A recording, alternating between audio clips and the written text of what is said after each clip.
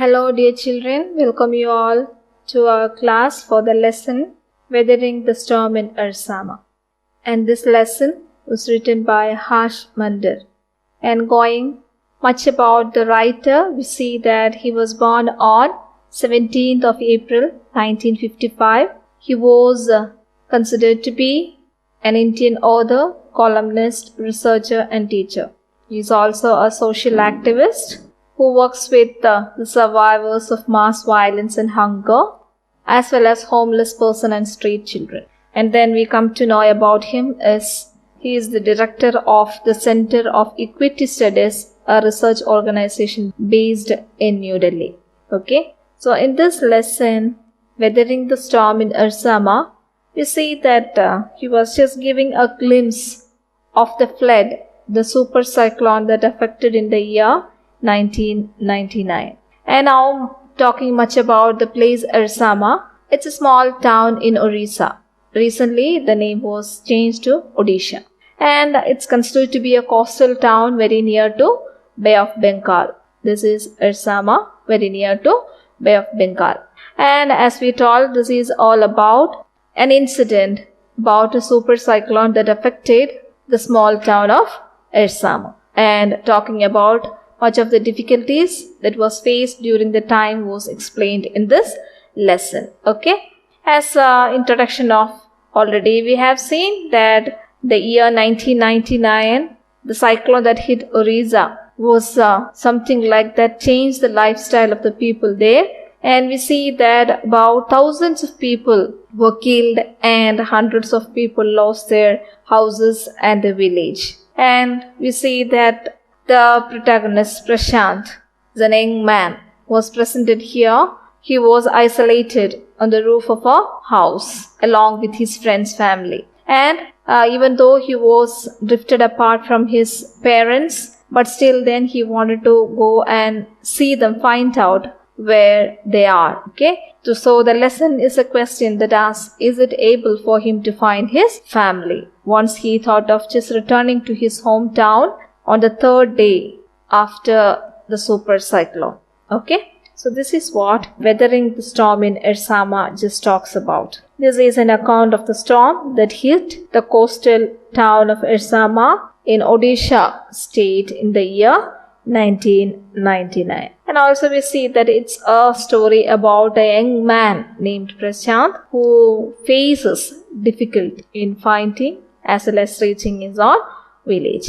The meaning of weathering the storm is facing difficulty, okay, finding hardship in order to meet his parents in time of super cyclone. Now coming to the lesson.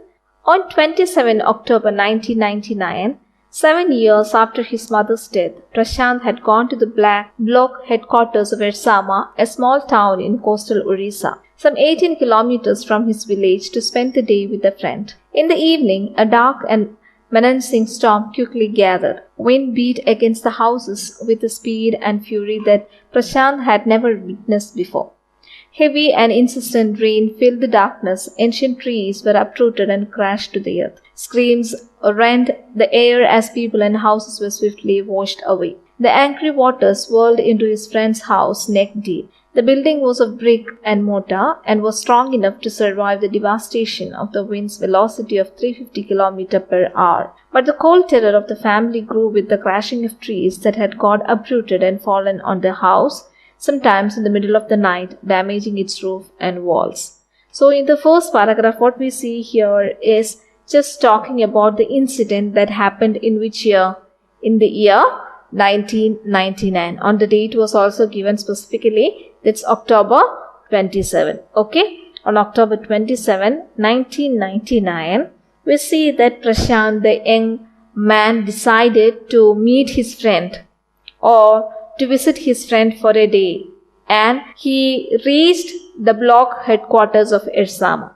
And that Ersama village was 18 kilometers away from his own village. From his village, he traveled 18 kilometers to Ersama, to the block headquarters of Ersama, to meet one of his friend. His intention was to spend one day with his friend. But what happened? And also here we see that this visit was after 7 years of his mother's death. And it says that it was 7 years after the death of his mother that he got the intention of visiting his friend one October 27, 1999 in the place Ersama, which is 18 kilometers away from his village. And what happened?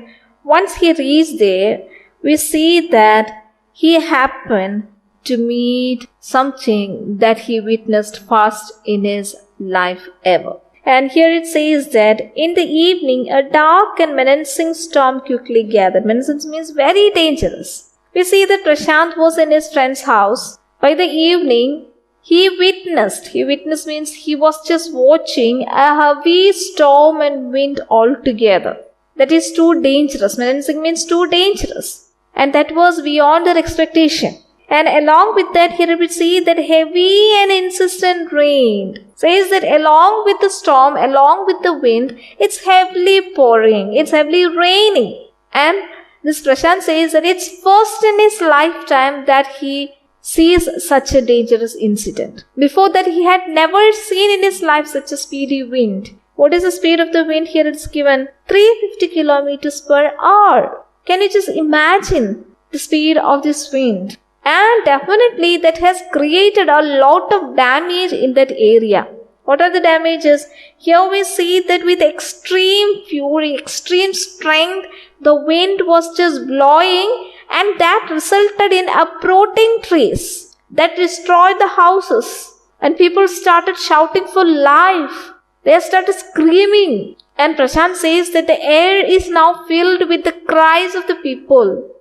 The screamings of the people for life. They don't know what to do, because unexpectedly the wind, the storm, heavy rain, along with that uprooting trees, destroying houses, and water started engulfing the place, and people started running for life. You can just imagine. And without much expectation, that water started gushing and swiping away houses. So all these incidents was first of its kind for whom? For Prasanth. He hasn't seen all these incidents. Okay? Insistent rain means continuous. What is that? Without any stop, it was raining heavily for hours. And here we see that, here it says that the angry water swirled into his friend's house. It says that in his friend's house is a pakka house. You know what is pakka house?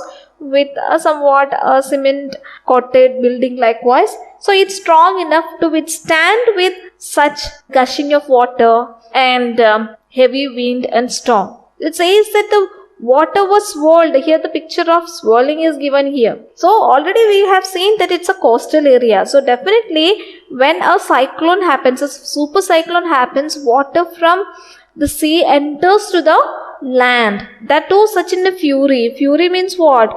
With great extreme strength. It was in a whirling motion, circling motion. So the house in which he was just staying, the friend's house, it's a mortar. Mortar means a mixture of lime, cement, sand, just like constructed with all these things. So it was good enough to withstand the situation. But what about other houses?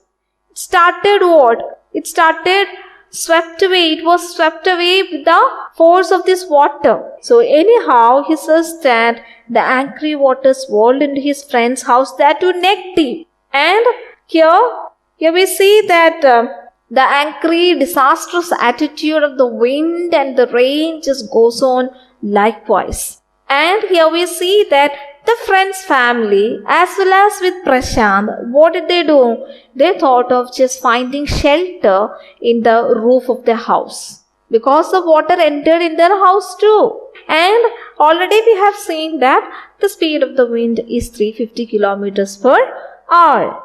And what happened? It says that, but the cold terror of the family grew with crashing of trees.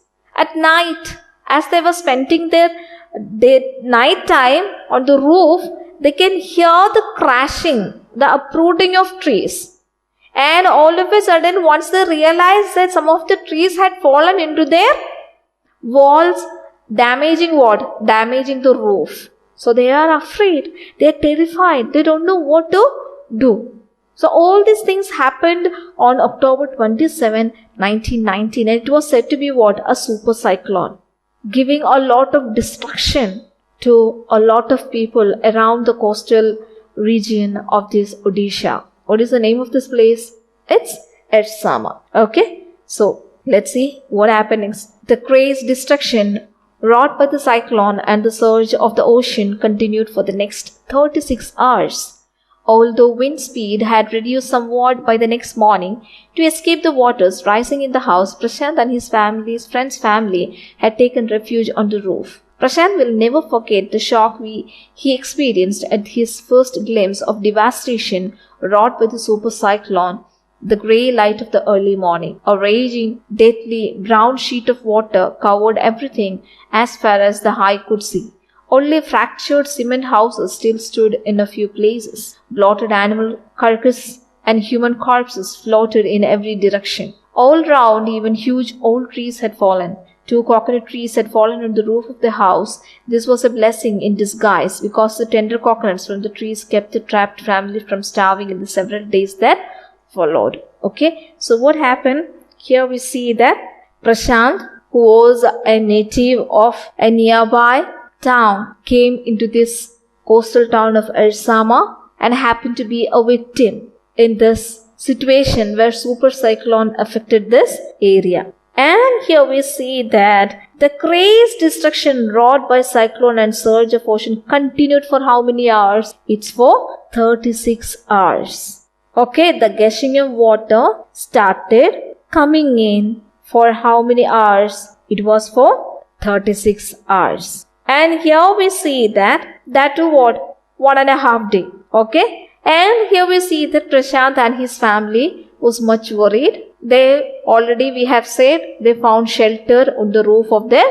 house. And here we see that Prasanth says that I will never forget this incident ever in my life, because the shock that he experienced, the shock that he had in his life, that too, remember, he was now away from his family. Definitely his mind will be running all around how my family will be now. He was stuck in his friend's family, that too for 36 hours, that is 1.5 days. And that night somehow they spent on the roof, and during the night time, as we have seen, already they started realizing that some trees have fallen on the roof and damaged the roof. In the morning, what he could see there is, he could experience the devastating wrought by the super cyclone. That means, what is it? The destruction that was brought by the super cyclone was something very terrible. Why it was terrible?